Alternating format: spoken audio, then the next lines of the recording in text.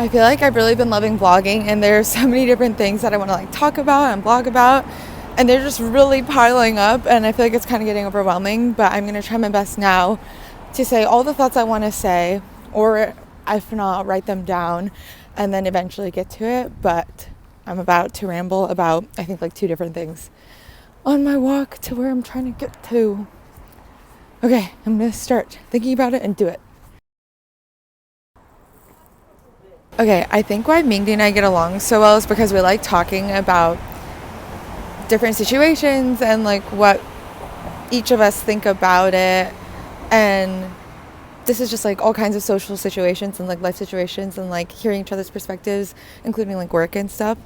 And I feel like we argued a little bit in front of Joanne about this one hypothetical that we were talking about, or one situation that we had like come across in Southeast Asia. She was talking really passionately about like her view on something, and I think the reason that she was so intrigued by the situation is because she felt so strongly about something, whereas like I didn't even think twice about what we saw. And I think just like the discrepancy of how we feel just made her want to talk about it more and like see other people's opinions on it, like ask Joanne her opinion. The reason that I felt so bad about it was because it seemed like she cared so much and she disagreed so much with what I thought that, I don't know, for some reason I took it to mean that she would think less of me, or that she would think that I would do something that she thought was really rude. And I know that that was just like me projecting, and she didn't actually like think less of me, or she didn't think that I would actually do anything disrespectful like what she thought was really rude. I don't know, it's just like, I'm like, oh, you think less of me because I'm American and I had this upbringing that was a lot different than yours, and this is why she probably doesn't like me and blah blah blah. And I just, it's a silly thought, but that's how I felt.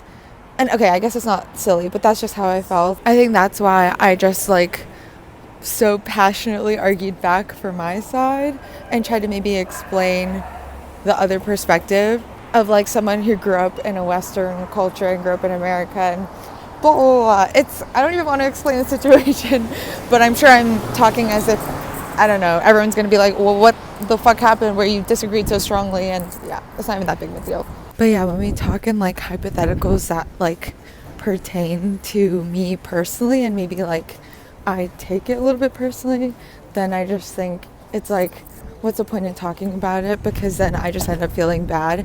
And the examples and the hypotheticals we talk about are just like kind of so contrived and extreme that I'm just like, I just end up feeling bad because I'm like, no, now she thinks less of me. And yeah, it's kind of silly, but I'll talk more about it because I talk a lot about it in therapy as well. So yeah, I still feel like the audio is kind of bad right now. Okay, bye. But the example that I gave her was when Mingdi and I were like disagreeing about something, and I think I told Mingdi like, I don't want to think so much in like extreme and contrived hypotheticals, especially if it like relates to me as a person, I guess, and like who I am. And I feel like with Mingdi, she's very like, things are more black and white and things are more extreme. But I think for me, I feel like everything is so context dependent and everything is so gray. Like, I don't think anything is ever really black or white. And she would say things like, but objectively, if this person was a bad person, or like objectively if this. And I'm like, but that by definition is not objective, so we can't really talk in those ways. But yeah, there was like a couple of times where I felt like the way that we were talking was like comparing me to like an extreme version of me, and then me feeling bad because it seemed like she looked down on me for thinking this way, when it was just a matter of like differences in perception and how we perceived this one case and how like differently we thought about it. But it's not, she's not speaking as if like I would do anything bad, or like I would let her down, or I would explicitly like do something or think this way that she wouldn't be my friend anymore, which I think was the root of why I felt so bad about it. And if she never said like, I'm not going to be your friend anymore, then I shouldn't take it to mean that. Like, I shouldn't infer that all these things she's saying is like implying that she doesn't want to be my friend. Yeah, and then I was like talking to Kyle about this too, and I was like telling him, for some reason, I don't know how we got on this topic, but like I was telling him like I don't like when people are super like sweaty or like tryhards, or like are super prideful or into things such as like taiko or volleyball or like political opinions or blah, blah, blah.